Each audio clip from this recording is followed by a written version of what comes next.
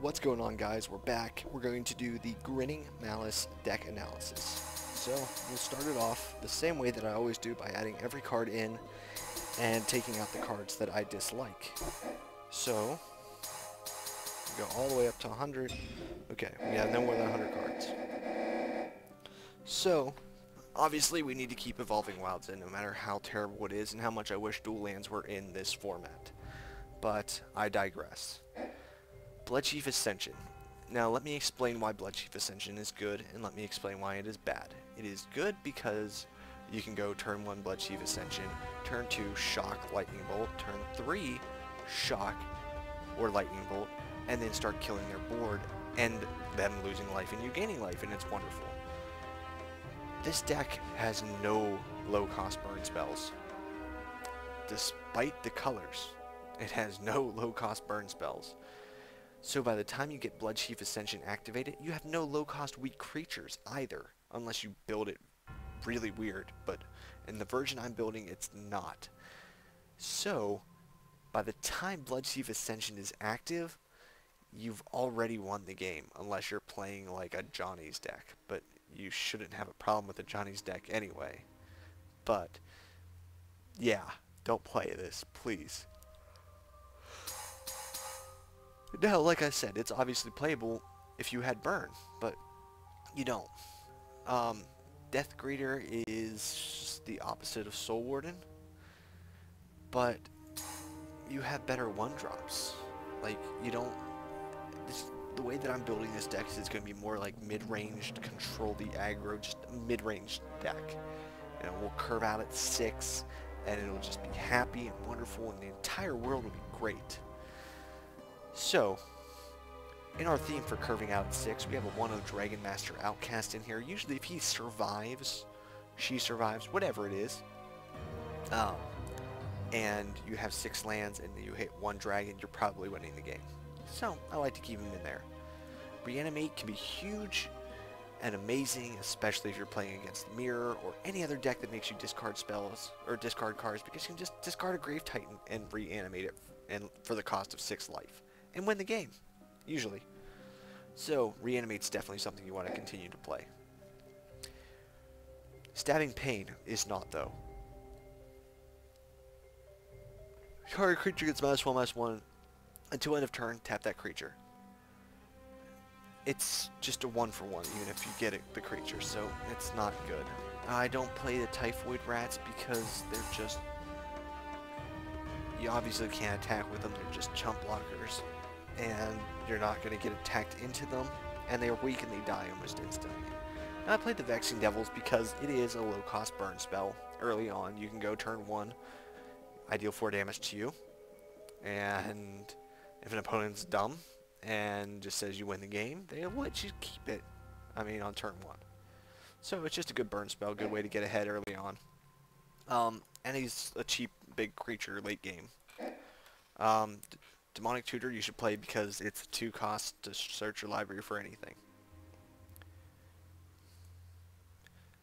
Death Raiders I'm playing simply because I like the aggro feel of it. It's a 3/1 with trample for 2 mana. And there are a lot of other cards that go well with it.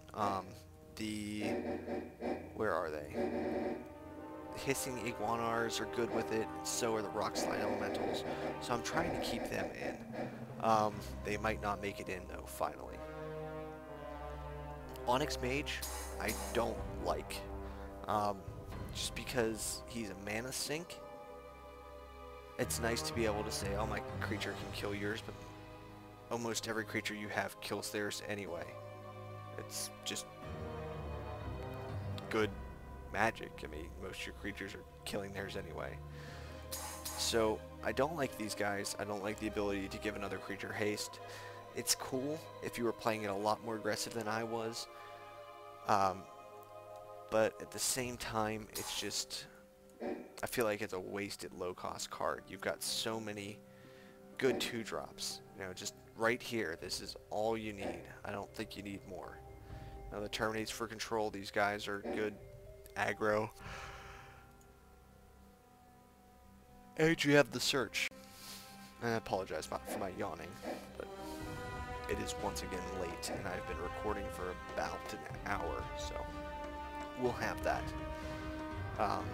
The Ashenmore Gorgers I'm playing because they're big and scary and they cost 3 mana. That's all you need to worry about with them. Same thing with the Avatar of Discord. It's big, it's scary, it costs 3 mana, it's a 5/3 flyer, and it lets you discard your big scary creatures. Or just discard that extra land you have in your hand. It's good. I like him a lot. And I mean, he's decently hard to deal with, but I mean, if you can't deal with a 5/3 flyer on turn 3, you're probably winning the game. So, you know, it's just kind of one of those game-winning checks. I've got a few games where I play him, and you'll see him come up, and it's a lot of fun. Lightning is a 2-for-1 that does 3 damage to them. Please play this. Lightning is absolutely and utterly amazing, probably one of the best cards ever printed when cast off of a Bloodbraid Elf. Which is what this deck is missing. It's missing the Bloodbraid Elf. It's the slight splash for green for Bloodbraid. But it's still great. I'd definitely play it. Blood Cultist.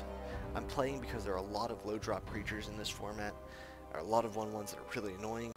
And even if you can't target a 1/1, you can always just poke a creature that's about to die, and it still gets bigger.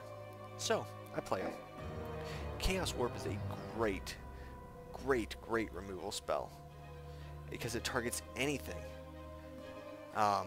This should definitely be in the deck. I don't think I was playing it before because I was trying to play more aggressively, but I feel like this card is an absolutely necessary card, especially because it says any permanent. So enchantments, artifacts, things that normally black and red cannot deal with, it can deal with, which is great. Heat Shimmer's cool, but at the same time,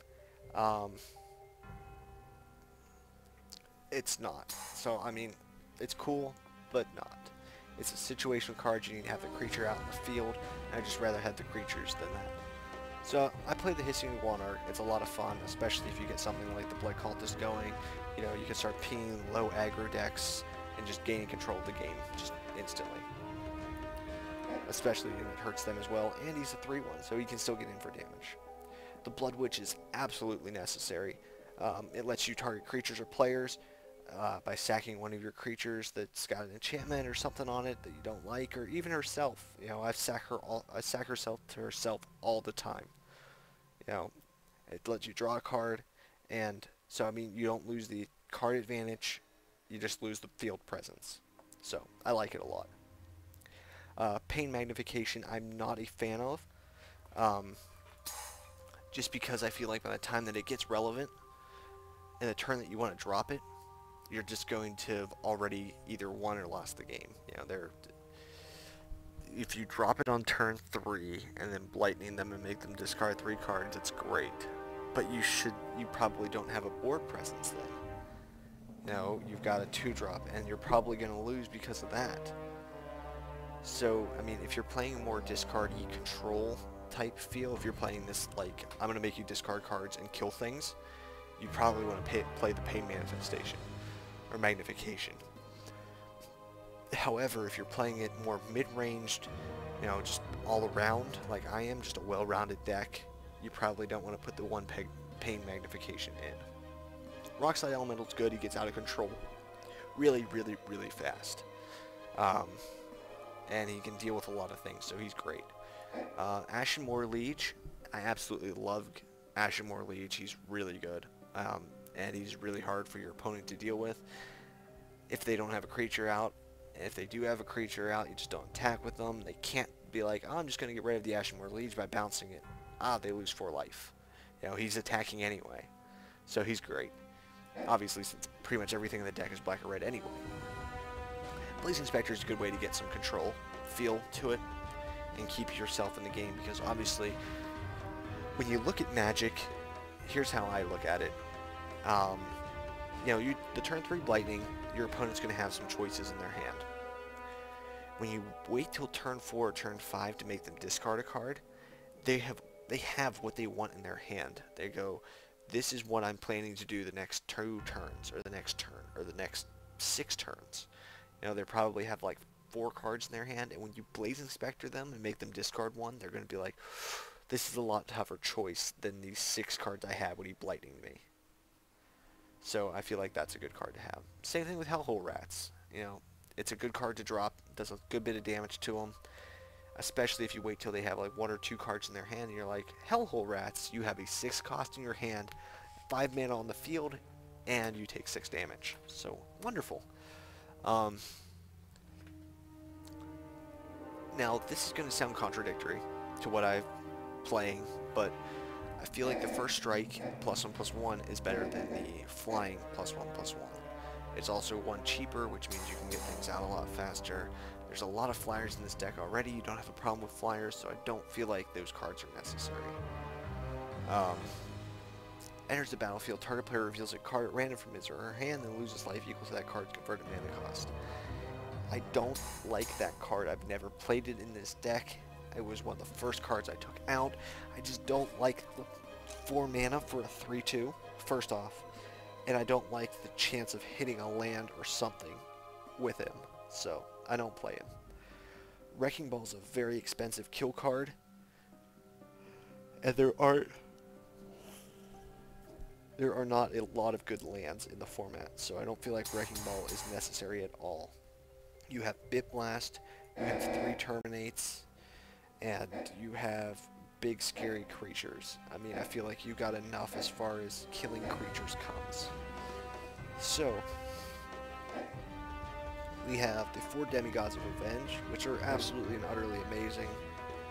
And if you're not playing them, then you don't know how to play Black-Red. Even in the discard deck, I would be playing these guys because you play one and you return another one from your graveyard to play. Wonderful. Wonderful advantage.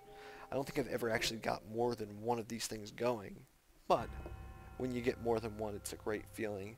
When you lose to more than one, it's a terrible feeling. As you'll see. You'll see. So let's put the rest of the cards in the deck, and we'll go through and fix it and decide what we want and what we don't want. Capricious Effort. It says at the beginning of your upkeep, choose target non-land permanent you control and up to 2 target non-land permanents you don't control. Destroy one of them at random. Now obviously the odds are in your favor, but at the same time you have to be targeting your creatures and risking them dying. Or risking one of them dying, especially if he's the only thing on the field and you lose your roll. He's dead, and you lose the game. So I'm not a fan of random effects. Deathbringer Thoktar is a lot of fun, but the way that I'm playing him, I would not play Deathbringer Thoktar. Just because, like, he can get out of control, but Grave Titan's just so much better. You know, he just, if they can barely deal with Grave Titan, they're not going to be able to deal with Grave Titan. Because he's just going to attack and get 2 more 2/2s. Or if you have the Leech out, 2 more 3/3s. Which is wonderful. I feel like this would have been good before this set came out, the Return to Ravnica, we'll call it the Return to Ravnica expansion. Before the Return to Ravnica expansion came out, this would have been great. But there's so many multicolored cards in all the other decks, and that's all I've been seeing online, except for maybe a few games here or there. Not to mention, this can hurt you too, so I'm not a fan of the Defiler of Souls. And he's also 6 mana for a 5/5. So, you know, we pay 3 mana for a 5/3 flyer. It seems like it's the better call. The 2 Grave Titans are great. They should probably be in the deck. Malfgor enters the battlefield, discards your hand. Each opponent sacrifices a creature for each card discarded this way. It's very tricky to get this guy right. And by the time you get it right, they could have too many creatures that it won't matter. So I don't play the Malfgor. Massacre Worm hits hard and can win games just instantly. You know, you can be coming from behind and he can just win games, so I'd play him in this. I don't know if that's the right call, but Rakdos the Defiler attacks, you sacrifice half of the non-redeeming permanents you control, rounded up. Deals damage to player, they sacrifice half of them. It hurts so bad. I don't know why you'd want to. Opponent casts a spell, deals damage to that player equal to the spell's convert mana cost. 7 mana.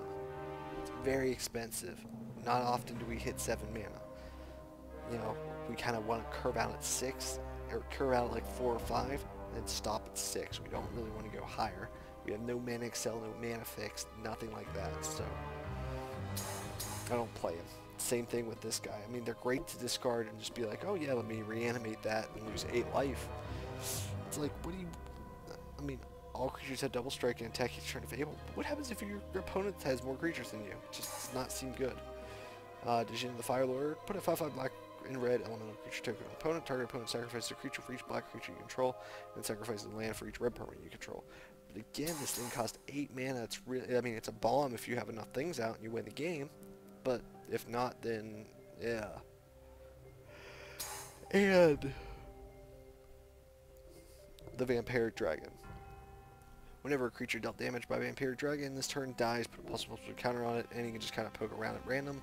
But he costs 8 mana for a 5/5 flyer. It obviously gets bigger, but he's still just able to be chump blocked constantly. And, I mean, I guess not able to be chump blocked constantly, but, I mean, I feel like if you can drop him and use his abilities enough, you've probably already won the game. So, it's just kind of one of those things that I don't feel like is necessary. So, we have 5 too many cards in the deck. So what are we going to take out? Well, we have a lot of 3 cost when we look at our curve. A lot of 3 cost.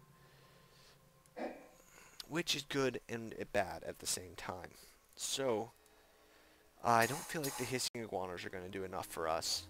Just out of pure playing with them online, they're just not as good as they are against the Squadron Hawks.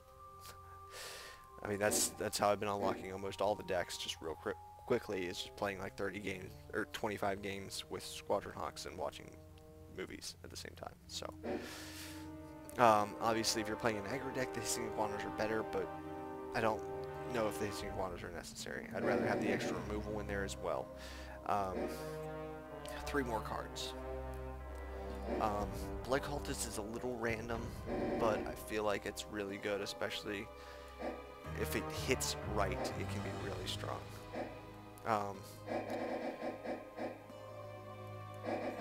But the 3 cost is really where our problems are at. You know, that's the spot that's just way too high.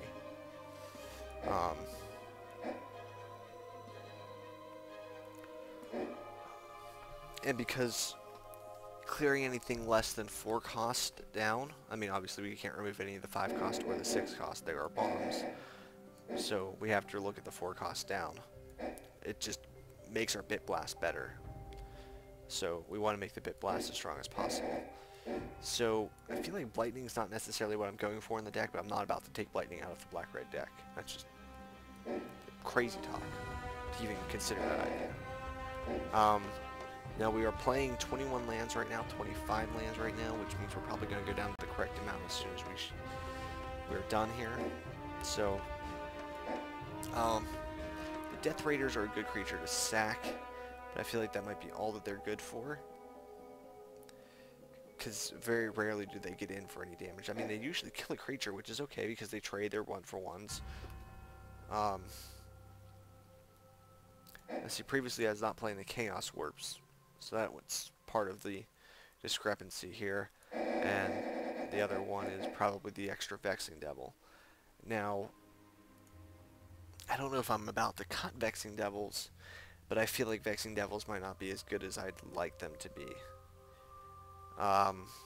Obviously we don't have a lot of burn, and we don't have a lot of ways to finish an opponent just by going, and I'll kill you with this burn spell. You know, so I feel like they might not fit into this theme of a deck. I feel like they'd be better in a burn spell deck where you could be like, oh, you take 4 damage to start. Wonderful. Let me go turn 2, a hasty guy, turn 3, something bigger, and then just win that way. Because there's no burn in this black-red deck, which just boggles my mind.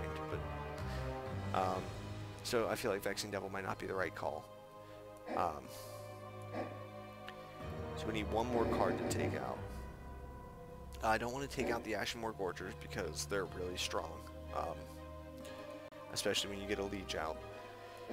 And even without a Liege, they're just huge. So I feel like, you know, looking at this deck, someone hands it to me and goes, I need you to take out 1 card. Be like, okay, let's take a look at this deck real fast. Just go, what doesn't fit? What doesn't fit? What doesn't fit? What doesn't fit? I mean, right now we're playing 24 lands. If I do that, we're at 23. Might be the right call. 23 lands. Our mana curve is 3, 4, 5, 6, and are we okay not hitting 5 and 6 though is the question. 23 lands. The mana is not a problem at all. I've not been mana screwed yet. I mean, I've been stalled, but I've not been mana screwed, I would say. I'm usually good at hitting my 4th. There isn't a lot of draw things, so playing 23 would concern me. So I think we want to keep 24 in. What would we take out? What would we take out? Someone handed me this list right now and said, what would you take out of this? There's nothing that's really against our goal. We just kind of have to look at it and go, what is the worst card in here? I think it might be the Blood Cultist. Now, obviously, it's good against small creatures, but there are going to be games that it just doesn't do anything. So I feel like a 1 of Blood Cultist will be good. A 2 of might be too many. Maybe. Like I said, I like to have the discard angel or avatars. I like these guys because they're early aggression. They're usually a 1 for 1. I feel like the Blood Cultist doesn't hit a 1/1. It's going to have a hard time of doing anything. So, I mean, the nice thing about the Blood Cultist is you can always ping your own creatures before they die and get them bigger. But, no, I think I like this list. This list looks real solid. The 1 of Blood Cultist seems a little off, but I think it's better than taking anything else out. These cards need to be played correctly. That's why they're in there. I know a lot of people are probably going to be like, I don't like the whole rats, but, you know, it's one of those things where you have to know when to land them and when not to. They're not really a good 4-drop. They're more of a 5 or 6 drop, or just a drop whenever your opponent's low on cards, because they're going to be saving their good cards for last. But no, so I think this is the list. Let me know what you guys think. Let me know if there are any changes you'd make, and I will see you next time.